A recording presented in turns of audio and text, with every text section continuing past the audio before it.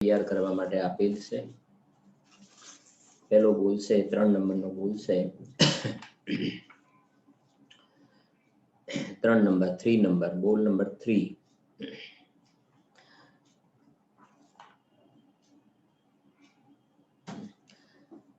નિર્વિકલ્પ થતાં જ પોતાનામાંથી જ એક જ્ઞાન ઉઘડે છે, જે બંને સામાન્ય વિશેષ પડખાને સહેજ જાણી લે છે, તેને પ્રમાણ જ્ઞાન કહે છે.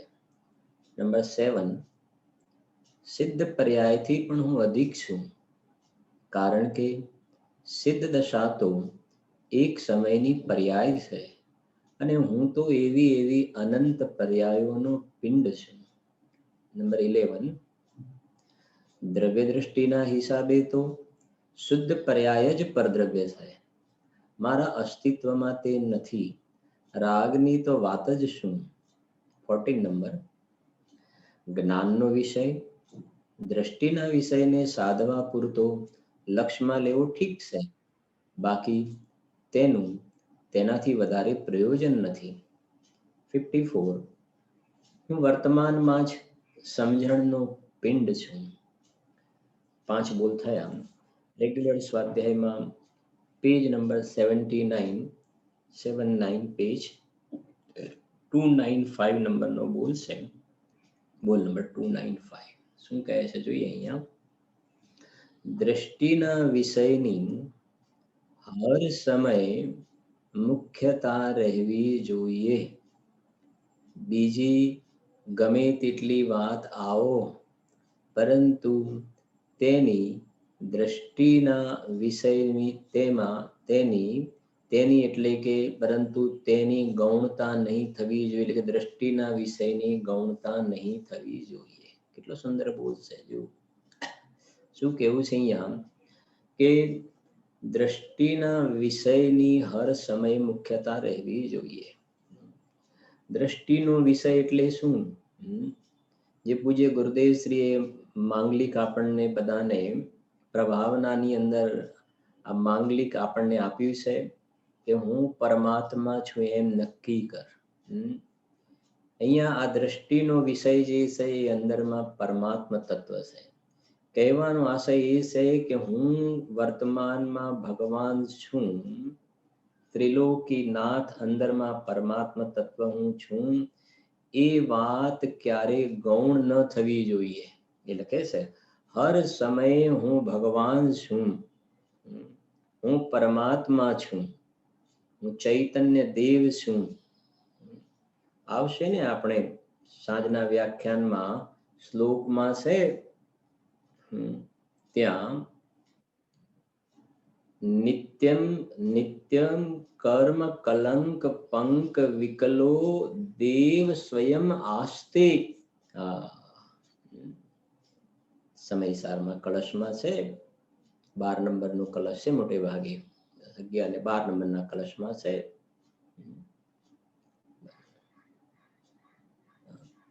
નિત્યમ કર્મ કલંક પંક વિકલો દેવ અંદરમાં પેલા આસ્તે માને બિરાજમાન છે.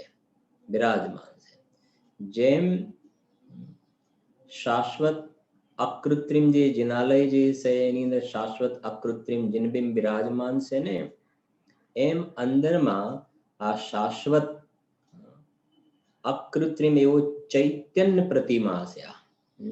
જે પેલી પ્રતિમાને પણ ચૈત્ય પ્રતિમા કહી છે શાસ્ત્રમાં. આ તો વાસ્તવમાં ભાવથી અંદરમાં ચૈતન્ય પ્રતિમા છે. અંદરમાં ચૈતન્ય, આ તો જડ છે, અંદરમાં ચૈતન્ય પ્રતિમા છે, શાશ્વત છે, અકૃત્રિમ છે, બિરાજમાન છે. એટલે આસ્તે મને બિરાજમાન છે. જેમાં કૃત્રિમ જિનાલય છે એમાં તો ભગવાન પછી બિરાજમાન કરવામાં આવે છે, પણ જે પંચમેરુ નંદીશ્વરમાં ભગવાન છે ને અનાદિથી બિરાજમાન છે. એમ આ અંદરમાં પોતે પરમાત્મા સ્વરૂપે આ દ્રષ્ટિનો વિષય જે લખ્યું છે ને એ અંદરમાં હું પરમાત્મા સ્વરૂપે બિરાજમાન છું. કર્મ કલંક પંક, કર્મ કલંક રૂપી કાદવથી રહિત દેવ શબ્દ મૂક્યો છે ત્યાં. શિવ રમણીય રમનાર તું તુહી દેવનો દેવ. આ દ્રષ્ટિનો વિષય આ દેવ છે અંદરમાં. અચિંત્ય શક્તિ સ્વયમેવ દેવ. સ્વયમેવ દેવ. ધ્રુવ શાશ્વત અંદરમાં બિરાજમાન છે. એ કહે છે કે હંમેશા એ મુખ્ય રહેવું જોઈએ, એની ક્યારે ગૌણતા ન થવી જોઈએ.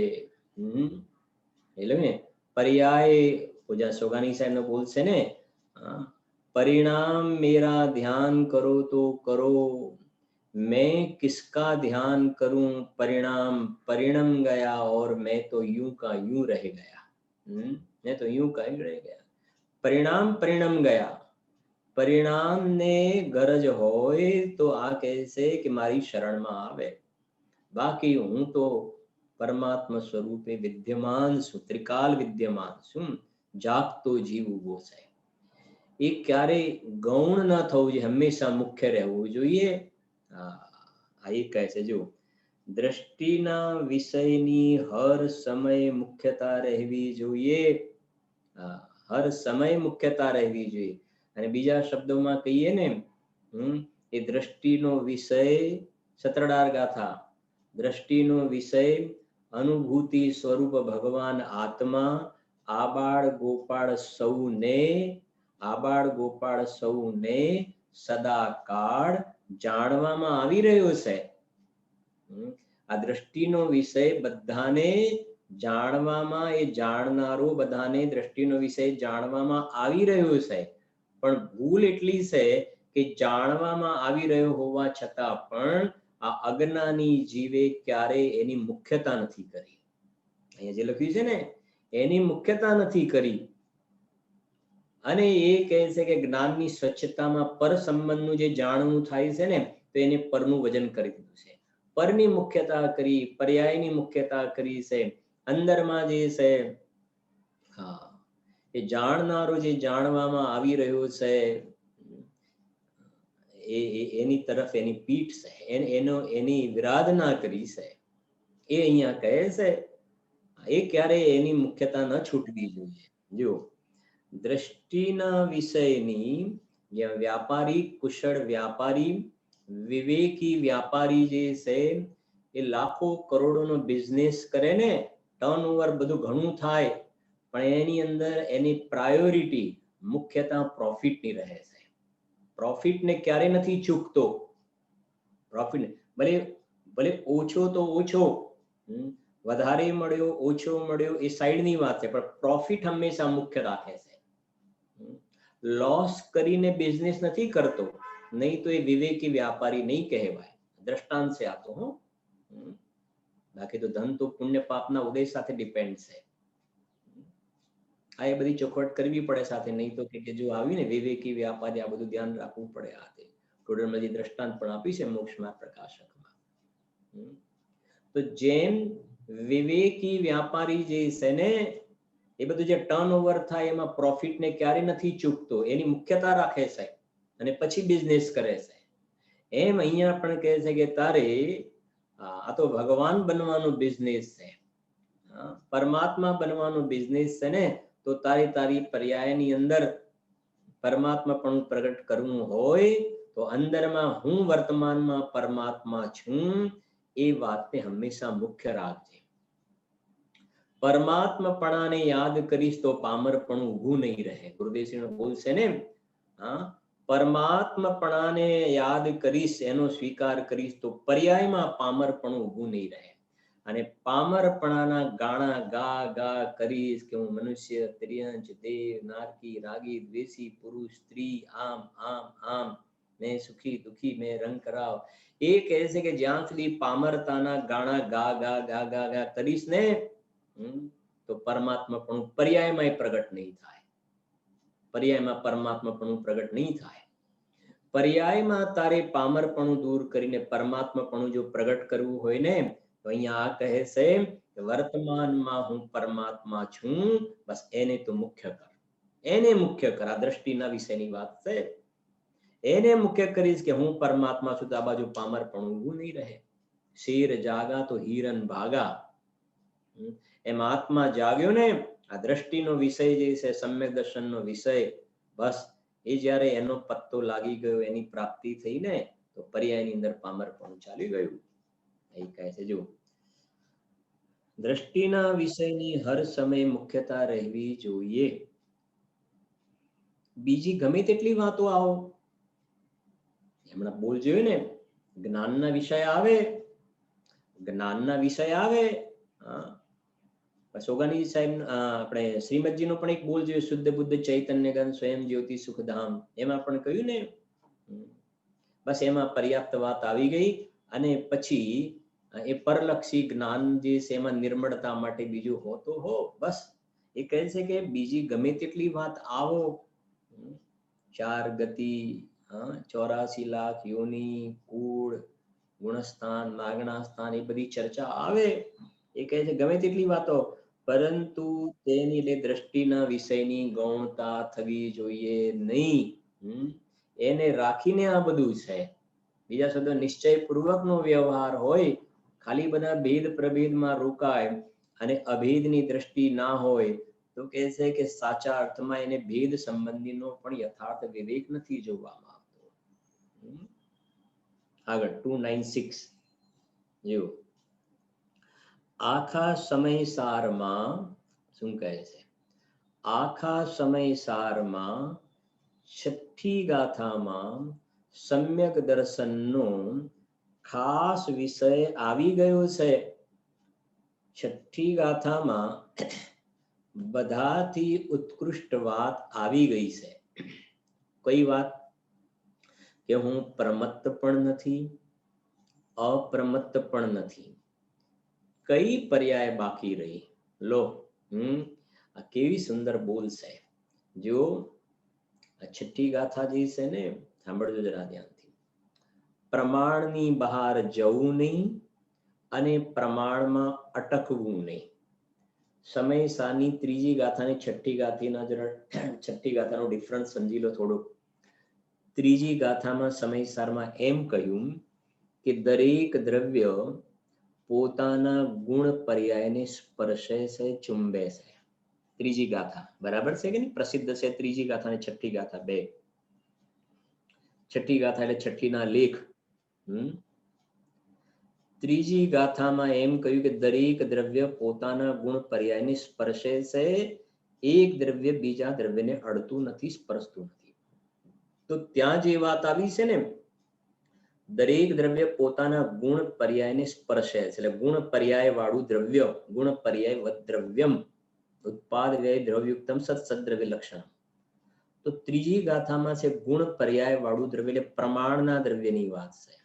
પ્રમાણનું દ્રવ્ય, આખું દ્રવ્ય, પર્યાય સહિતનું દ્રવ્ય. ગાથા 3 બરાબર.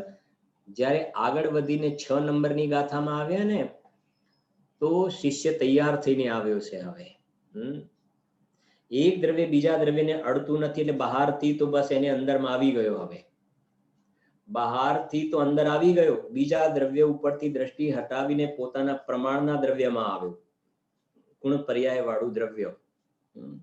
ત્યાં સુધી હવે જ્ઞાનનો વિષય, હજુ જ્ઞાનના વિષયમાં ઉભો છે. આ બહારના પરદ્રવ્યથી એને સંકેલો કર્યો, એ સમેટ્યું.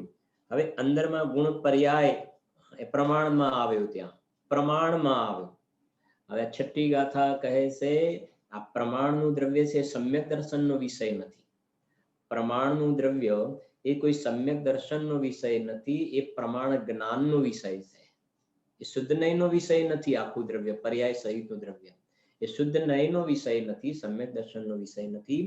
એ પ્રમાણ જ્ઞાન જે છે એ બંનેને, દ્રવ્ય પર્યાય બંનેને એક સાથે જાણે ને, એ પ્રમાણ જ્ઞાનનો વિષય છે. પ્રમાણનું દ્રવ્ય પર્યાય સહિતનું દ્રવ્ય થઈ ગયું ને. તો સમજો જરા. છઠ્ઠી ગાથા ઉપર આપણે જ્યારે આવ્યા, છઠ્ઠી ગાથામાં તો ત્યાં એમ કહી દીધું કે લખીને ઘડી પ્રમત્ત અને અપ્રમત્ત નથી. અપ્રમત્ત કે પ્રમત્ત નથી, જે એક જ્ઞાયક ભાવ છે. એ રીત શુદ્ધ કથાય ને જે જ્ઞાત તે તો તેજ છે. શું કહ્યું ત્યાં? નથી અપ્રમત્ત કે પ્રમત્ત નથી.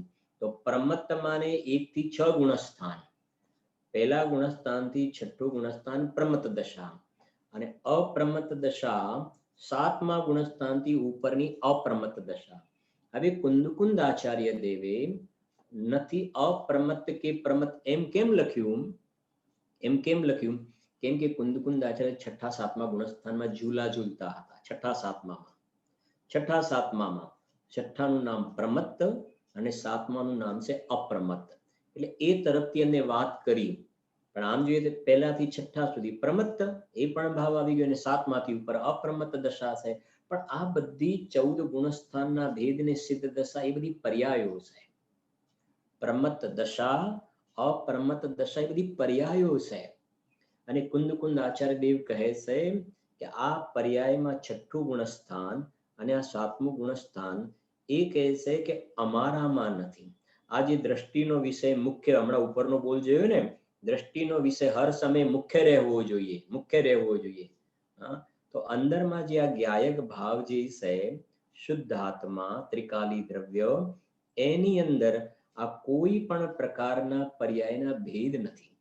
14 પ્રકારના ગુણસ્થાનને આ ભગવાન આત્મા સ્પર્શ નથી કરતો. પર્યાય દ્રવ્યને સ્પર્શ નથી કરતી, અને આ દ્રવ્ય પર્યાયને સ્પર્શ નથી કરતું. બહુ ધીરજથી વાત સમજી. ત્રીજી ગાથામાં કહ્યું કે એક દ્રવ્ય બીજા દ્રવ્યને સ્પર્શ નથી કરતું. ત્યાં પ્રદેશ ભિન્નતાની વાત છે. પ્રદેશ જુદા, શરીરના અને આત્માના પ્રદેશ જુદા, શરીર અને આત્મા બે જુદા. તો શરીરના પ્રદેશ અને આત્માના પ્રદેશ જુદા. હવે અંદરમાં આત્મામાં આવી ગયા, એ થઈ ગયું પ્રમાણનું દ્રવ્ય. એ શું થઈ ગયું? પ્રમાણનું દ્રવ્ય. હવે બોલશે ને, પ્રમાણની બહાર જવું નહીં અને પ્રમાણમાં અટકવું નહીં. શું કહ્યું? પ્રમાણની બહાર જવું નહીં અને પ્રમાણમાં અટકવું નહીં. જો પ્રમાણની બહાર ગયા ને તો આ શરીર ઉપર આવ્યા, બહારમાં દેવ શાસ્ત્ર ગુરુ આવ્યા, મકાન આવ્યું. એ તો પ્રમાણની બહાર ગયા. તો સમ્યક દર્શનનો વિષય ક્યાં છે ત્યાં? કેમ કે અહીંયા તો સમ્યક દર્શનનો વિષય બતાવવો છે ને. છઠ્ઠી ગાથામાં સમ્યક દર્શનનો વિષય બતાવ્યો, શુદ્ધ નયનો વિષય બતાવ્યો, પ્રમાણ જ્ઞાનનો નહીં. સમજાય છે કે નહીં? તો સમજો કે પ્રમાણની બહાર જવું ને, જો પ્રમાણની બહાર ગયો તો શરીર, સ્ત્રી, પુત્ર, કુટુંબ, પરિવાર, તો સમ્યક દર્શનનો વિષય ક્યાં છે? સમ્યક દર્શનનો વિષય તો ત્રિકાળી ધ્રુવ દ્રવ્ય છે. ધ્રુવ કુટસ્થ નિષ્ક્રિય જે છે, અપરિણામી, એ સમ્યક દર્શનનો વિષય છે. તો હવે કેવું છે કે પ્રમાણની બહાર જવું નહીં. પ્રમાણમાં આવે ને, ગુણ પર્યાય વાળું દ્રવ્ય પ્રમાણમાં આવે. પછી હવે આગળ બોલે પ્રમાણમાં અટકવું નહીં. સમજી ગયા ને? પ્રમાણમાં અટકવું નહીં. પ્રમાણમાં અટકવું નહીં એટલે આ જે ત્રિકાલી દ્રવ્ય પ્લસ આ બધા ગુણસ્થાનના ભેદ, ત્રિકાલી દ્રવ્ય જે જ્ઞાયક ભાવ અને આ બધા 1 થી 14 ગુણસ્થાનના પર્યાયના ભેદ, એ બંને મળીને પ્રમાણ થઈ ગયું. હવે કહે છે કે પ્રમાણની બહાર તો જવું નહીં, પણ પ્રમાણમાં અટકવું નહીં. એટલે આ બધા પર્યાયના ભેદોને જોવાનું તું બંધ કરી દે. પરને જોવાનું બંધ કર્યું. હવે આ પર્યાયના બધા ભેદોને જોવાનું બંધ કર. પર્યાયના ભેદોને જોવાનું પણ બંધ કર. કાલે પણ કહ્યું હતું આપણે, જોવાનું સમજો, જોવાનું કહો કે જાણવાનું કામ કહો. જાણવાનું બંધ નથી થતું. જોવાનું જાણવાનું બંધ નથી થતું. તો પર્યાયમાં પર સંબંધીને પર્યાયમાં જાણવાનું પર્યાય સંબંધીનું હતું ને, એ કહે છે કે હવે આ પર્યાયને જોવાનું જાણવાનું બંધ કરી અને અંદરમાં ત્રિકાળી દ્રવ્યને જાણવાનું શરૂ કર્યું. હવે એ ત્રિકાળી દ્રવ્યને જાણવાનું શરૂ કર્યું ને, એ થઈ ગયું ત્રિકાળી દ્રવ્ય. એ શુદ્ધ નયનો વિષય થઈ ગયો. એ સમ્યક દર્શનનો વિષય થઈ ગયો. સમ્યક દર્શન એ પર્યાય છે. સમ્યક દર્શન એ શું છે? પર્યાય. હવે એ પર્યાયનો વિષય શું થઈ ગયો કે ત્રિકાળી ધ્રુવ દ્રવ્ય થઈ ગયો. પર્યાય ઉપરથી દ્રષ્ટિ હટાવી દીધી. પર ઉપરથી હટાવી, પર્યાય ઉપરથી હટાવી, તો દ્રષ્ટિ ક્યાં જામી? પર પરથી દ્રષ્ટિ હટી, પર્યાય પરથી દ્રષ્ટિ હટી, તો દ્રષ્ટિ ક્યાં જામી? કે દ્રષ્ટિ ત્રિકાળી દ્રવ્ય ઉપર જામી. દ્રષ્ટિ ત્રિકાળી દ્રવ્ય પર જામી અને દ્રવ્ય દ્રષ્ટિ કહેવાય. અને દ્રવ્ય દ્રષ્ટિ તે સમ્યક દ્રષ્ટિ છે. બહુ સરળ છે. આમ જેટલું સમજવું સરળ લાગે છે ને, એના કરતા પણ આત્માનો અનુભવ એના કરતા પણ વધારે સરળ છે.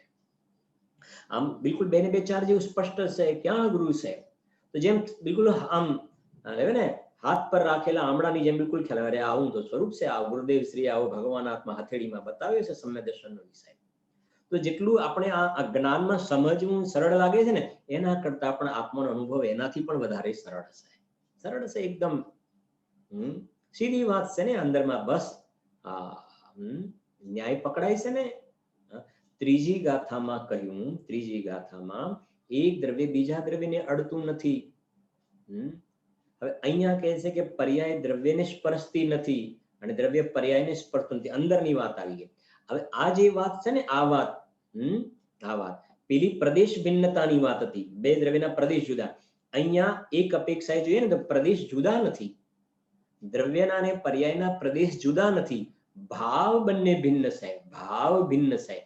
પર્યાય ક્ષણભંગુર છે, પર્યાય ક્ષણભંગુર છે, અને આ ત્રિકાળી દ્રવ્ય જે છે શાશ્વત ટકવા વાળી વસ્તુ છે. શાશ્વત ટકવા, પર્યાય તો બીજા સમયે પલટી જાય છે. એટલે બંનેના ભાવ જુદા છે, એટલે કહેવાય છે ને કે પર્યાય દ્રવ્યને સ્પર્શતી નથી. 49 નંબર ગાથાનો બોલ છે ને, વ્યક્ત અને અવ્યક્ત ભેળા મિશ્રિત રૂપે પ્રતિભાસિત થવા છતાં વ્યક્ત જે છે વ્યક્ત અવ્યક્તને સ્પર્શે નહીં. આ પર્યાય છે વ્યક્ત છે, પર્યાય દરેક સમય પ્રગટ થાય છે, અને ભગવાન આત્મા જે દ્રષ્ટિનો વિષય જ્ઞાયક ભાવ છે અવ્યક્ત છે. આમ તો છે પ્રગટ, પણ પર્યાયમાં જેમ ઉત્પાદ જોવામાં આવે છે, ઉપજે ઉપજે વિણસે ઉપજે વિણસે, એવું ત્રિકાલી દ્રવ્યમાં નથી હોતું, એને અવ્યક્ત કહ્યું છે. બાકી તો જાગતો જીવ ઉભો છે પાછો. બધા ન્યાય સમજવા જોઈએ ભાઈ.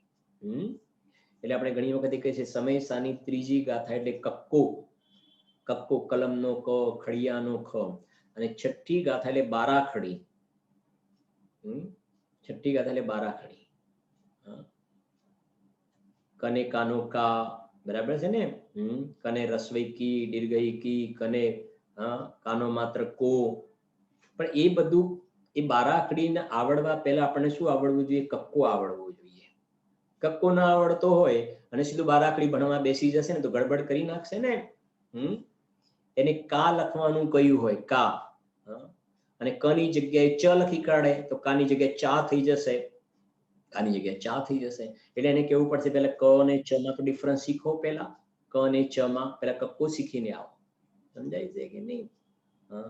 બસ એવી રીતે હવે કોઈ કહે કે આ પર્યાયથી પણ મારો ભગવાન આત્મા ભિન્ન છે, પર્યાયથી મારો આત્મા ભિન્ન છે, પણ આ ઘર તો મારું હો. પર્યાયથી મારો આત્મા જુદો, પર્યાયથી મારો આત્મા ભિન્ન, પણ આ ઘર તો મારું. આ 2-3 ઓફિસો છે બધી મારી, આ પૈસા મારા. સમજાય છે કે નહીં? આ બધા સંયોગો સારા મળે છે બધા મારા, અને પર્યાયથી હું ભિન્ન. તો કહે છે કે પહેલા ત્રીજી ગાથા પાકી કરો, પેલા ત્રીજી ગાથા પાકી કરો, પ્રમાણની બહાર ઉભા છો તમે હજુ તો. અને પછી આ વાત છે એ સમ્યક દર્શનનો વિષય છે. સમજાય છે ને? અહીંયા તો કહે છે કે હવે એ બધું લેસન કરીને આવ્યો છે, એવી પ્રકારની તૈયારી સાથે છે કે એ બધું તો મારું નહીં. હવે અહીંયાથી સમ્યક દર્શનનો વિષય બતાવતા કહ્યું કે હવે પ્રમાણમાં અટકવું નહીં, એ બોલશે આ. એટલે કે સમ્યક, જો શું કહે છે અહીંયા ગાડી સાંભળો. આખા સમયસારમાં છઠ્ઠી ગાથામાં સમ્યક દર્શનનો ખાસ વિષય આવી ગયો છે. છઠ્ઠીના લેખ એટલા માટે કે છઠ્ઠીના લેખ એ તો લોકની અંદર એવી વાત છે ને, છે નહીં કઈ એની અંદર તથ્ય કશું. કે બાળકનો જન્મ થાય અને પછી કોરો કાગળ મૂકવામાં આવે અને વિધાતા લેખ લખવામાં આવે. અને ત્યાં તો કાગળ એ કોરું ને પેન એમની એમ પડેલી છે, કોઈ લેખ લખવા નથી આવતા. આ છઠ્ઠી ગાથા એ વાસ્તવમાં જેની અંદરમાં આનો ભાવ, જેને અંદરમાં ભાવ ભાષણ થઈ ગયું, આ ગાથાનું જેને ભાવ ભાષણ થયું ને એને એના લેખ લખાઈ ગયા. એના છઠ્ઠીના લેખમાં શું લખાયું? એના લેખમાં એમ લખાયું કે આજીવ અલ્પકાલમાં ભગવાન બની જશે. એ લખાઈ ગયું એના. કેમ? કેમ કે છઠ્ઠી ગાથામાં ભગવાન આત્માના દર્શન કરાવ્યા છે, અને એના જેને દર્શન કરે પર્યાયમાં ભગવાન બની જશે. એના લેખ લખાઈ ગયા. હુકમનો એક્કો છે છઠ્ઠી ગાથા, એટલે 4 એક્કા હોય ને એની અંદર સરનો એક્કો એક હોય, એમાં છઠ્ઠી ગાથામાં એક જ્ઞાયક ભાવ બતાવ્યો છે. બહુ સરસ છે. આખી છઠ્ઠી ગાથા તો કોઈ વખતે હશે વખતે લઈશું, અત્યારે બધું છે નહીં આપણી પાસે, એમાં વધારે જતા નથી. તો બહુ મોટી વાત છે. અલિંગ્રહણના પ્રવચન સારના 18 અને 19 નંબરના બોલ સાથે રિલેટેડ છે ને છઠ્ઠી 7મી ગાથા. જો આખા સમય સારમાં છઠ્ઠી ગાથામાં સમ્યક દર્શનનો ખાસ વિષય આવી ગયો છે. છઠ્ઠી ગાથામાં બધાથી ઉત્કૃષ્ટ વાત આવી છે. હું પ્રમત્ત પણ નથી. લો, પછી હું પૈસા વાળો તો ખરો ને. હા, હું મનુષ્ય તો અરે હું પ્રમત્ત નથી કહ્યું ને. પછી હું પૈસા વાળો, હું બહારમાં આવી મારી પોસ્ટ છે, હું પ્રમુખ છું, હું મંત્રી છું, સેક્રેટરી છું. સમજાય છે કે નહીં? હા, હું ડાયરેક્ટર છું. પછી તમે શું કહો છો? મને તો બહુ શું કે ચેરમેન છું ને સીઈઓ છું, ડાયરેક્ટર છું, જોઈન્ટ ડાયરેક્ટર છું. અરે મરી ગયો છે. અહીંયા કે છે પ્રમત્ત નથી ને ભલા માણસ. હું પરમાત્મા છું એનો તને અંદરમાં કેમ ઉછાળો નથી આવતો? અને બહારમાં કંઈ પોસ્ટ હોય, કંઈક ભણેલો હોય તો એ બધા લેબલ લાગવા જોઈએ બધી જગ્યાએ. તને એના ખોટા પાપના નશા કેમ ચડેલા છે? અને નશો ચડવો જોઈએ તો હું પરમાત્મા છું એનો નશો કેમ નથી ચડતો? હું પ્રમત્ત નહીં ને અપ્રમત્ત નહીં. વિચાર તો કરો. થોડા બીજા કડક શબ્દોમાં કહીએ ને તો કુંદ આચાર્ય દેવ કહે છે કે અમને આ જે ભાવલિંગ પ્રગટ થયું છે ને, ભાવલિંગ તે અમે નહીં. લો, પ્રચુર આનંદ જે પર્યાયમાં પ્રગટ થયો છે ને, પ્રચુર આનંદમાં અમને નહીં શોધતા. વિચાર તો કરો. પ્રચુર આનંદનો જે સ્વાદ આવે છે એ અમે નહીં. અમે તો એના ડોનર છીએ. અમે તો પ્રચુર આનંદના દાતાર છીએ. અમને હું પ્રચુર આનંદમાં નથી આવ્યો. પ્રચુર અતિન્દ્રિય આનંદ, સ્વસંવેદન જે થાય છે આનંદના સ્વાદમાં હું નથી આવ્યો. સ્ખલિત થઈને ન તત્વ ગતત્વે અપી યદ એકત્વમ ન મુચ્યતિ. એ તો સંવર નિર્જરાની પર્યાય છે, એમાં હું નથી આવ્યો. અરે મોક્ષની પર્યાય પણ પરદ્રવ્ય કહી દીધું ને નિયમ સારમાં. કેવલ જ્ઞાન પણ પરદ્રવ્ય છે. એ કહે છે અપ્રમત્ત દશા બધી પરદ્રવ્યમાં જાય છે, પરભાવમાં જાય છે, એના ખાતામાં જાય છે. અમે ત્યાં નથી. વિચાર તો કરો. અતિન્દ્રિય આનંદ જેમની પર્યાયમાં જોવામાં આવે, આનંદના ઘૂંટડા લે છે, પણ એ કહે છે અમે ત્યાં નથી. અને તું તો બહાર ઇન્દ્રિય સુખના ઝેર પીવે છે અને એમાંથી તારે બહાર નીકળવું તને અઘરું લાગે છે ને. હા, ક્યાંક થોડું તારું માન થોડુંક હણાય તો તને અંદરમાં એવું દુઃખ થાય છે કે ભાઈ મારી કિંમત થોડી ઓછી આંકી, મારું જે સ્ટાન્ડર્ડ, મારું લેવલ છે એના કરતા મને માન સન્માન ઓછું આપ્યું. કેવી કમ્પેરિઝન કરે છે તું? શું કમ્પેર કરે છે તું? જો હું પ્રમત્ત પણ નથી, અપ્રમત્ત પણ નથી. કઈ પર્યાય બાકી રહી? લો, કઈ પર્યાય બાકી રહી? બધું આવી ગયું ને. કોઈ પણ પ્રકારના પર્યાયના ભેદો મને સ્પર્શતા નથી. અલિંગ્રહણનો બોલ, પર્યાય વિશેષથી નહીં આલિંગિત.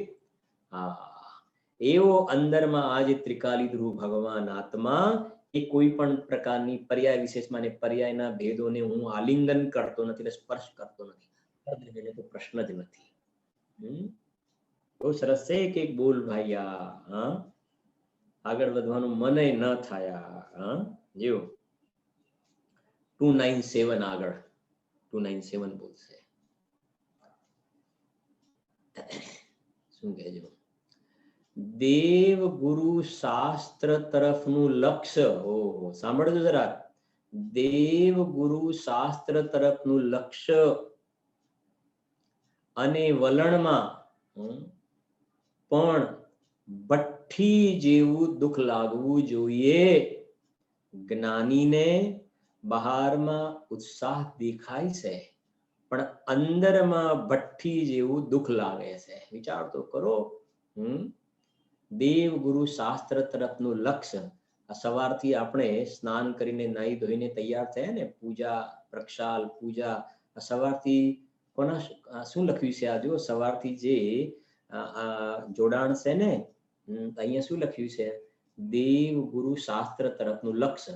તો સવારથી તો દેવ ગુરુ શાસ્ત્ર તરફનું લક્ષ્ય અને વલણમાં શું લાગવું જોઈએ? ભઠ્ઠી જેવું દુઃખ લાગવું જોઈએ. લો, સોગાની સાહેબના બોલતો જુઓ. દુઃખ કેવું? ભઠ્ઠી જેવું. ભઠ્ઠી એટલે સમજાય છે કે નહીં? ફર્નેસ. અને ફર્નેસ ભઠ્ઠીમાં આગ લાગી હોય ને, સળગાવી હોય અને અંદરમાં હાથ જાય તો કેવું દજાય ને એકદમ. એમ જ્ઞાની પુરુષ કહે છે અમને અંદરમાં આ જે ચૈતન્યની જે શીતળતા છે, નિર્વિકલ્પ આનંદની જે શાંતિ અને વિતરાગતા છે ને, ત્યાંથી સ્વરૂપમાંથી ખસીને બહારમાં આ સ્વરૂપને બતાવવામાં નિમિત્તભૂત કારણ, સ્વરૂપને બતાવવામાં નિમિત્તભૂત કારણ એવા દેવ શાસ્ત્ર ગુરુ પ્રત્યે લક્ષ જાય છે ને તો પણ કહેશે કે અમને ભઠ્ઠી જેવું લાગે છે. ક્યાંય આવે છે આવી વાત? છઠ્ઠી ઢાળમાં લખ્યું છે ને, ये राग आग दहे सदा ताते समामृत से चिर भजे विषय कषाय अब तो त्याग निज पद दे. છે કે નહીં? ये राग आग दहे सदा, જેમ ભઠ્ઠીમાં આગ છે ને અંદરમાં નાખવામાં આવે તો દજાય બળાય, એમ કહેશે આ સમતાનું મંદિર, સમતાનું આલય, શાંતિનો સુખનો સાગર, એને છોડીને ઉપયોગ જ્યાં દેવ શાસ્ત્ર ગુરુ પ્રત્યે જાય છે ને તો ન્યાય સમજજો. એ તરફ ઉપયોગ ગયો તો પર્યાયમાં રાગનો જન્મ થયો. પર્યાયમાં શું થયું? રાગ. રાગ થયો, શુભ રાગ, ભલે શુભ રાગ, પણ રાગ ને રાગ. હવે ભાઈ વાત એ છે, લાકડું જે હોય ને, લાકડું જે છે એ બાવળનું હોય ને તો બાવળના લાકડાની અગ્નિ પણ બાળે અને ચંદનના લાકડાની અગ્નિ પણ બાળે. સરવાળે બંને લાકડાની અગ્નિ છે તો બાળવાનું જ કામ કરે. એમ રાગ ચાહે અશુભ રાગ હોય, કુટુંબ પરિવાર પ્રત્યેનો રાગ હોય કે દેવ શાસ્ત્ર ગુરુ પ્રત્યેનો રાગ હોય, પેલો અશુભ રાગ છે પેલો શુભ રાગ છે, સરવાળે કહે છે કે બાળવાનું કામ કરે છે. એ રાગ આગ દહે સદા. જેમ પેલા ભઠ્ઠીમાં હાથ નાખ્યો હોય ને તો એ હાથ બળે, ભઠ્ઠીમાં હાથ નાખ્યો તો હાથ બળે. એમ અહીંયા કે છે આત્માનો ઉપયોગ આ બહારમાં દેવ શાસ્ત્ર ગુરુ તરફ જાય છે ને તો પર્યાયની અંદર રાગથી આત્મા બળે છે. પર્યાય અપેક્ષાએ આ આત્મા બળે છે. અહીંયા શરીર, ત્યાં આત્મા, આત્મા પર્યાયમાં દજાય છે અને રાગ વડે બળે છે. ભઠ્ઠી જેવું દુઃખ લાગે છે. ન્યાય છે ને આ. એટલે ને તાતે સમામૃત પિયા કરે, અંદરમાં સમતા રસથી બહાર આવ્યું છે. અજ્ઞાનીએ એ અંદરમાં આ શાંત રસનો કૂવો જોયો નથી. અનુભવ ચિંતામણી રતન, અનુભવ હે રસકૂપ, અનુભવ માર્ગ મોક્ષ કો, અનુભવ મોક્ષ સ્વરૂપ. એને અંદરમાં શાંત રસનો કૂવો જોયો નથી ને, એટલે એને બહારમાં એમ લાગે છે કે મજા આવે છે, મજા નથી, ત્યાં દુખી છે. અને જે અંદરમાં જાય છે એને બહારમાં આવવું સમજાય છે કે નહીં? દુઃખ લાગે છે. જો એટલે તો વચનામૃતમાં લખ્યું ને, અમે અંદરમાં હતા અને ક્યાં બહાર આવી ગયા. આ વિભાવ ભાવે તો પરદેશ છે, પરદેશ છે. અમને અહીંયા ગમતું નથી. અમે ત્વરાથી અમારા મૂળ વતનમાં જવા ઈચ્છીએ છીએ. મૂળ વતન અંદરમાં જવા ઈચ્છીએ છીએ. ભૂદરદાસજીની પંક્તિ છે ને, પૂજ્ય બેનશ્રીના બોલમાં લખ્યું પણ છે. ત્યાં લખ્યું ભૂદરદાસજી, રાગ ઉદે ભોગ ભાવ લાગત સુહાવને સે, વિના રાગ ऐसे લાગે जैसे નાગ કારે હૈ. સમજી ગયા ને? જ્યાં અંદરમાં આત્માના આનંદનો સ્વાદ આવ્યો ને તો કે છે વિના રાગ ऐसे લાગે जैसे નાગ કારે હૈ. અહીંયા ભઠ્ઠીની વાત કરી છે, એ રીતે કાળા નાગથી સરખાવ્યું છે. રાગ જે છે એ કાળા નાગ જેવો જ્ઞાનીને લાગે છે, કાળા નાગ જેવો. સમજો કે ભાઈ આપણે બહારથી ક્યાંકથી સાંજે આપણે કે સવારે ઘર ખોલી, એકદમ આપણે ઘર ખોલી અને જેવા અંદર મેં એન્ટર થયા સોફા ઉપર આમ કાળો નાગ આમ બેઠેલો હતો, એકદમ જોઈ સોફા પર આમ કાળો નાગ. વિચાર કરો, અરે કાળો નાગ છે, કાળો નાગ છે, નાગ છે, નાગ. કેવા પરિણામ થઈ જાય છે? અરે કાળો નાગ છે. બસ એમ જ્ઞાનીને અંદરમાંથી બહાર આવે છે અને આ ભક્તિ પૂજા વગેરેના મંદ કષાયના સ્વભાવના પરિણામ, મુનિરાજને 5 મહાવ્રતના પરિણામ, 28 મૂલગુણના પરિણામ, આ સમયસાર લખવાનો ભાવ, એ કહે છે ભઠ્ઠીમાં આવવા જેવું લાગે છે, કાળા નાગ સમાન લાગે છે. કેમ? કેમ કે અંદરમાં એમને ચૈતન્ય ચિંતામણી પ્રાપ્ત થયું છે. પ્રવચન સારની ગાથા 81 82 વાંચજો તમે. કે સમ્યક દર્શન થયા પછી ચારિત્રના દોષ માટે લખી છે. મુનિરાજ કહે છે કે અમને આ ચૈતન્ય ચિંતામણી પ્રાપ્ત થયું છે ને, માટે આ મહાવ્રત વગેરેના પરિણામ જે છે પ્રમાદ ભાવ છે ને ચોર છે, માટે અમારા આમને ચૈતન્ય ચિંતામણીની પ્રાપ્તિ થઈ છે, ચોરાઈ ન જાય એનો એમને નિરંતર ભય રહે છે, માટે કે જાગૃત રહેવું યોગ્ય છે. હવે ચારિત્રના દોષને રાગ દ્વેષને મટાડીને પણ અમારે તો કેવલ જ્ઞાન લઈ લેવું છે. 81 82 ગાથા વાંચો તમે. પુરુષાર્થ સિદ્ધિ ઉપાયમાં મિથ્યા દર્શને અનંતાનુબંધીને ચોર કહ્યા છે. પ્રવચન સારમાં ત્યાં લખ્યું સમ્યક દર્શન પ્રાપ્ત થયા પછી ચારિત્રનો દોષ જે છે પ્રમાદના પરિણામ ચોર છે. અહીં કહે છે. આ તો આની બહારમાં પેલા ચોર દેખાય છે. બહારમાં પેલા ચોર ત્યાં જેને ધન માન્યું છે આ બધું આવીને ચોર લૂંટારા લૂંટી જશે. અરે એ નહીં, આ તો રિયલ વસ્તુ છે આ વાસ્તવમાં. અને અંદરમાં દ્રવ્ય સ્વભાવનો જે ખજાનો છે, ચૈતન્યનો ખજાનો અંદરમાં સામર્થ્ય રૂપ, એને તો કોઈ ચોરી શકતું જ નથી પાછું. તો પર્યાય અપેક્ષા એ વાત થોડી કરી છે. જો દેવ ગુરુ શાસ્ત્ર તરફનું લક્ષ્ય અને વલણમાં પણ ભઠ્ઠી જેવું દુઃખ લાગવું જોઈએ. અને આ કોને દ્રષ્ટિનો વિષય હંમેશા મુખ્ય રહે તો એને બસ બહારમાં નહીં પોસાય. એને જ્ઞાનીને બહારમાં ઉત્સાહ દેખાય છે પણ અંદરમાં ભઠ્ઠી જેવું દુઃખ લાગે છે. સમજે? બહારમાં એને ઉત્સાહ જેવું દેખાય. સૌધર્મેન્દ્ર જે છે ને તાંડવ નૃત્ય કરે, ભગવાનના પંચ કલ્યાણકની અંદર આવે અને ઉત્સાહ, જન્મ કલ્યાણક, ગર્ભ કલ્યાણક, બધા ઉત્સાહમાં પ્રવર્તતા બહારમાં દેખાય પણ અંદરમાં ભઠ્ઠી જેવું દુઃખ લાગે છે. હવે આ કોણ સમજે? જ્ઞાનીની વાત જ્ઞાની જાણે છે. હાથીના દાંત બતાવવાના જુદા, ચાવવાના જુદા. બહારમાં જ્ઞાનીને ઉત્સાહ દેખાય પણ અંદરમાં એ ખેદ વર્તો હોય છે. વાંચજો તમે નિર્જરા અધિકાર સમયસાર. બહારમાં દેખાય એ પ્રમાણે ચક્રવર્તી ભોગમાં દેખાય પણ એ કહે છે એ ભોગમાં એમને આવવું ને એટલે કે કાળા નાગ સમાન છે, ગમતું નથી. દોષ જાણે છે, નબળાઈ છે અમારી નબળાઈ છે કે અહીંયા અમારે જોડાયા છે. એ નબળાઈને તોડીને અંદરમાં ચાલ્યા જાય છે પાછા. 297 થયો. હવે 298 298 298 નંબરનો બોલ.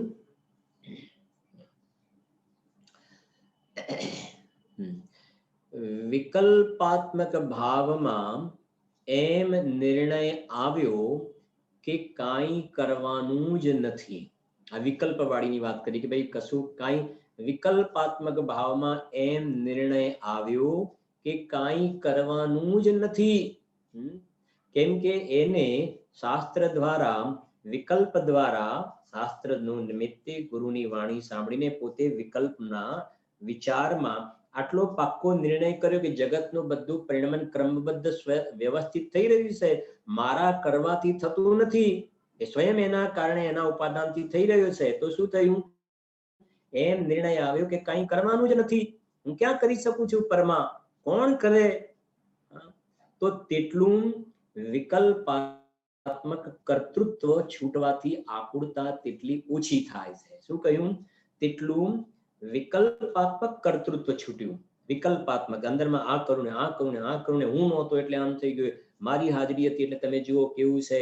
અંદરમાં જે અહંકૃતિ રસેણ કર્માણી ચિકિત્સવા, અંદરમાં કર્તૃત્વપણાનો જે અહંકાર ખૂબ ચડેલો હતો ને, જીનવાણીનો અભ્યાસ કરવાના ફળમાં એને શું થયું કે કર્તાપણાનું ઝેર જે હતું ને એ એની ઉપર એક પ્રહાર પડવાનું શરૂઆત થઈ. થોડી હજુ વિકલ્પવાળી દશા છે પણ વિકલ્પવાળી દશામાં પણ નિર્ણય કરે છે તો સામે દર્શન મોહ પણ પાતળો પડે છે, દર્શન મોહ પણ મંદ પડે છે. ત્યાં આગળ અભાવની વાત નથી કરતા પણ અહીંયા જે વિચાર વિકલ્પ કરે છે તો સામે દર્શન મોહ પણ નબળો પડતો જાય છે.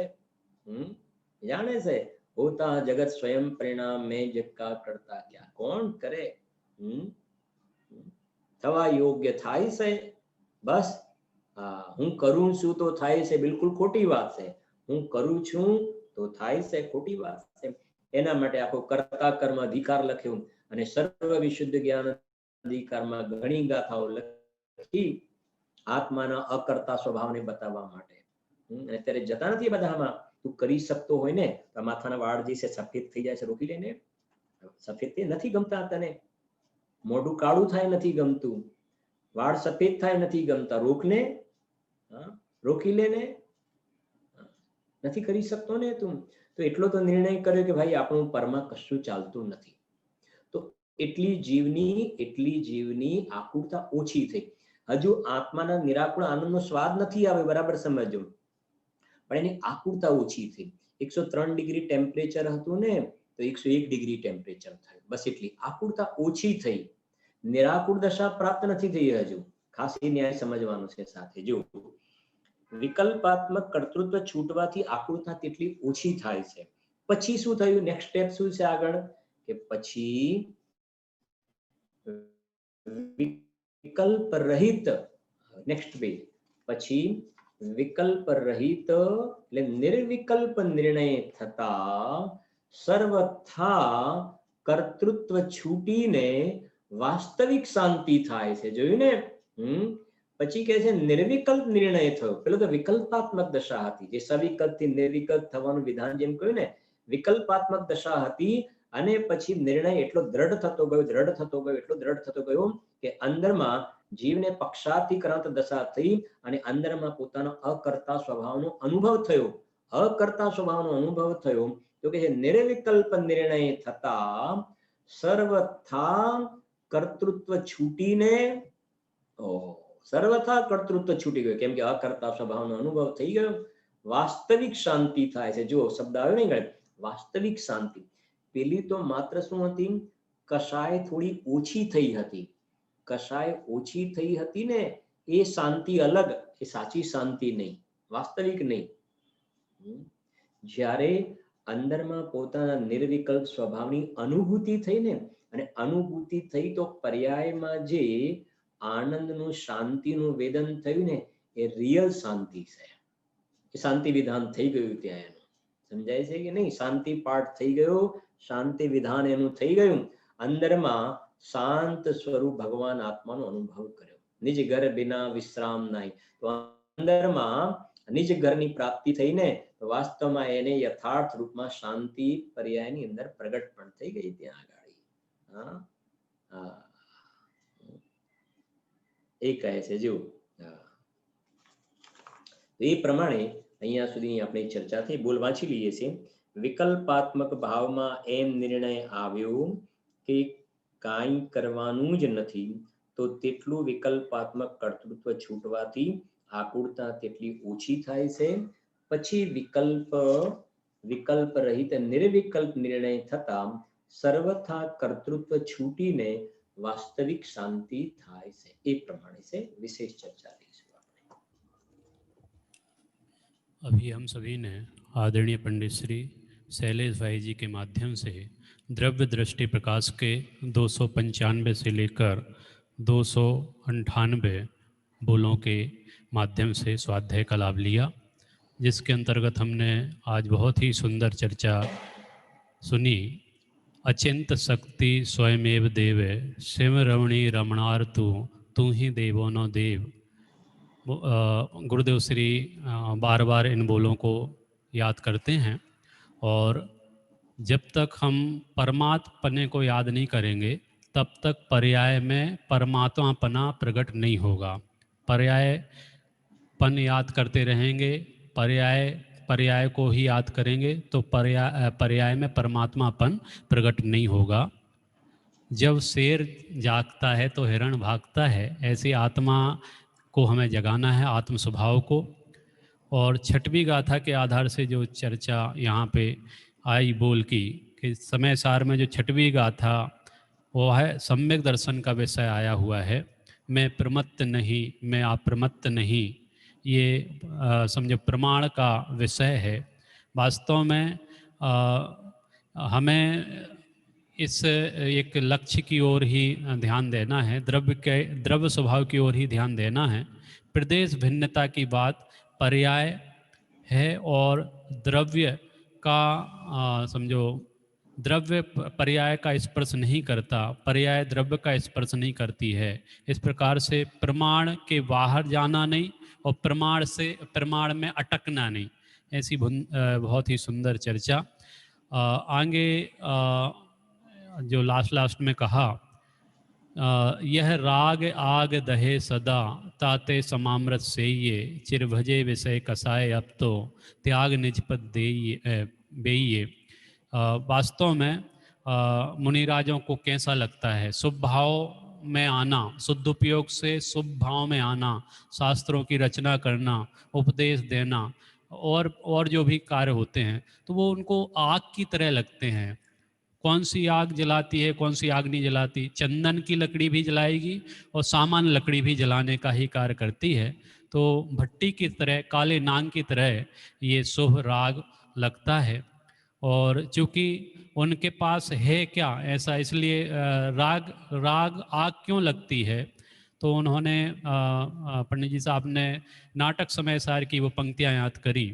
अनुभव चिंतामणि रत्न, अनुभव है रसकूप, अनुभव मार्ग मोक्ष को, अनुभव मोक्ष स्वरूप, होता स्वयं जगत परिणाम, मैं जग का करता क्या काम। ऐसे अंतिम ये विकल्प जो आ रहे हैं, उन विकल्पों को भी छोड़कर हमें निर्विकल्प अवस्था को प्राप्त करना है। ऐसी बहुत ही सुंदर चर्चा द्रव्य दृष्टि प्रकाश के आधार से हमने सुनी है। इसी प्रकार का स्वाध्याय का लाभ यदि आप लेना चाहते हैं तो शाम को भी ठीक 9 से 9:45 तक CYF पर नाटक समय सार के आधार पर यही चर्चा, सेम चर्चा वहाँ पे भी चल रही है। आप उसका भी लाभ अवश्य प्राप्त करें। अभी जिनवाणी विनय के लिए आप सभी अपने स्थान पे खड़े हो जाएं। निज निधि निज में बताई, यह अनंत उपकार है, उसके लिए जिन वाणी माँ को वंदना सतवार है, वंदना सतवार है।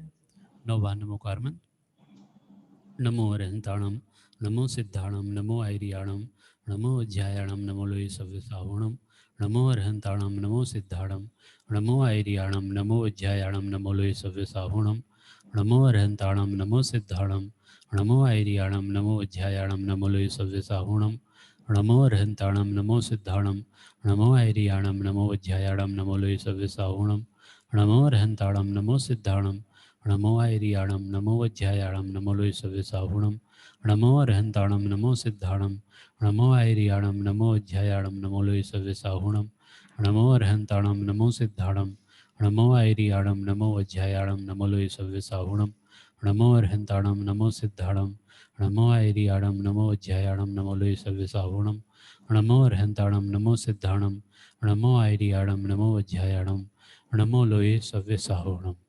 बोले पंच परमेष्टि भगवान की जय।